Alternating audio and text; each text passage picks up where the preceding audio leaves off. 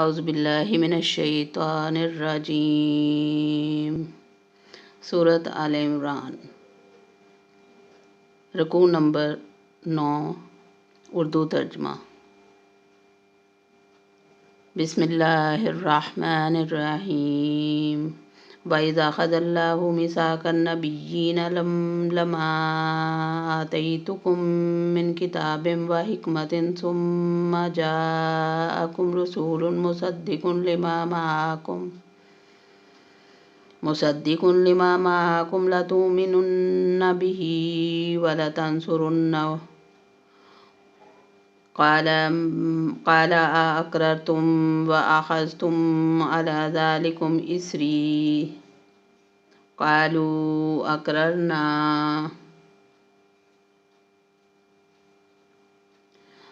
قال فاشهدوا وأنا معكم من الشاهدين۔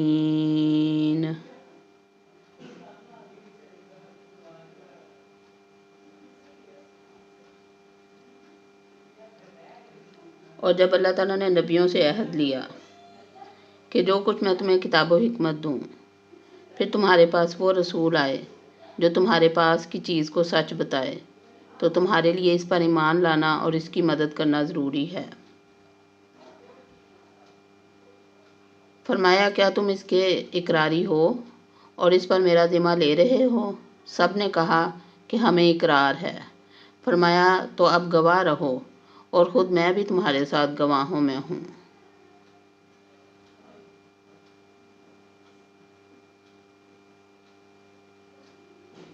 فَمَن تَوَلَّىٰ بَعْدَ ذَلِكَ فَأُولَٰئِكَ هُمُ الْفَاسِقُونَ۔ پس اس کے بعد بھی جو پلٹ جائیں وہ یقیناً پورے نافرمان ہیں۔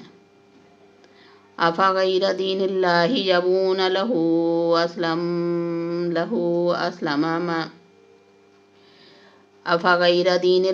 يَبْغُونَ وَلَهُ أَسْلَمَ مَنْ فِي السَّمَاوَاتِ وَالْأَرْضِ طَوْعًا وَكَرْهًا وَإِلَيْهِ يُرْجَعُونَ۔ کیا وہ اللہ تعالیٰ کے دین کے سوا کسی اور دین کی تلاش میں ہیں؟ حالانکہ تمام آسمانوں والے اور سب زمین والے اللہ تعالیٰ ہی کے فرما بردار ہیں، خوشی سے ہوں یا ناخوشی سے، سب اسی کی طرف لوٹائے جائیں گے۔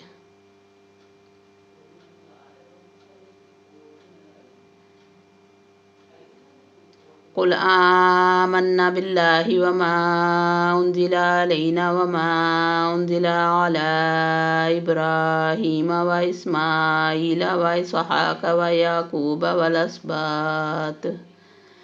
وَالْأَسْبَاطِ وَمَا أُوتِيَ مُوسَىٰ وَعِيسَىٰ وَالنَّبِيُّونَ مِن رَّبِّهِمْ لَا نُفَرِّقُ بَيْنَ أَحَدٍ مِّنْهُمْ وَنَحْنُ لَهُ مُسْلِمُونَ۔ آپ کہہ دیجئے کہ ہم اللہ تعالیٰ اور جو کچھ ہم پر اتارا گیا ہے اور جو کچھ ابراہیم علیہ السلام اور اسماعیل علیہ السلام اور اسحاق علیہ السلام اور یعقوب علیہ السلام اور ان کی اولاد پر اتارا گیا، اور جو کچھ موسیٰ اور عیسیٰ علیہ السلام اور دوسرے انبیاء علیہ السلام پر اللہ تعالیٰ کی طرف سے دیا گیا، ان سب پر ایمان لائے۔ ہم ان میں سے کسی کے درمیان فرق نہیں کرتے اور ہم اللہ تعالیٰ کے فرما بردار ہیں۔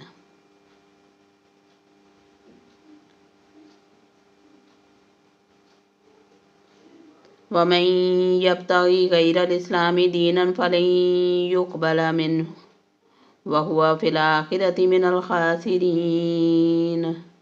اور جو شخص اسلام کے سوا اور دین تلاش کرے، اس کا دین قبول نہیں کیا جائے گا اور وہ آخرت میں نقصان پانے والوں میں سے ہوگا۔ كَيْفَ يَهْدِي اللَّهُ قَوْمًا كَفَرُوا بَعْدَ إِيمَانِهِمْ وَشَهِدُوا أَنَّ الرَّسُولَ حَقٌّ وَجَاءَهُمُ الْبَيِّنَاتُ وَاللَّهُ لَا يَهْدِي الْقَوْمَ الظَّالِمِينَ۔ اللہ تعالیٰ ان لوگوں کو کیسے ہدایت دے گا جو اپنے ایمان لانے اور رسول صلی اللہ علیہ وسلم کی حقانیت کی گواہی دینے اور اپنے پاس روشن دلیلیں آ جانے کے بعد کافر بن جائیں۔ اللہ تعالیٰ ایسے بے انصاف لوگوں کو راہ راست پر نہیں لاتا۔ أولئك جزاؤهم أن عليهم لعنة الله والملائكة والناس أجمعين۔ ان کی تو یہی سزا ہے کہ ان پر اللہ تعالیٰ کی اور فرشتوں کی اور تمام لوگوں کی لعنت ہو۔ خالدین فیہا لا یخفف عنہم العذاب ولا هم ینظرون، جس میں وہ ہمیشہ پڑے رہیں گے، نہ تو ان سے عذاب ہلکا کیا جائے گا اور نہ انہیں مہلت دی جائے گی۔ الا الذین تابوا من بعد ذلک واصلحوا فإن اللہ غفور رحیم، مگر جو لوگ اس کے بعد توبہ اور اصلاح کر لیں تو بے شک اللہ تعالیٰ بخشنے والا اور مہربان ہے۔ ان الذین کفروا بعد ایمانہم ثم ازدادوا کفرا لن تقبل توبتهم واولئک هم الضالون، بے شک جو لوگ اپنے ایمان لانے کے بعد کفر کریں پھر کفر میں بڑھ جائیں، ان کی توبہ ہرگز قبول نہ کی جائے گی اور یہی لوگ گمراہ ہیں۔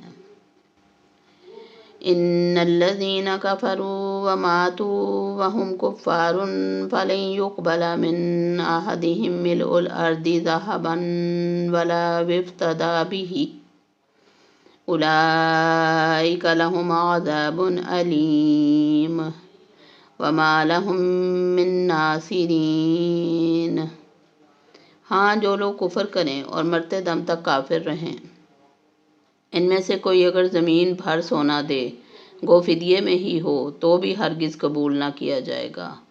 یہی لوگ ہیں جن کے لیے تکلیف دینے والا عذاب ہے اور جن کا کوئی مددگار نہیں۔ صدق اللہ العظیم۔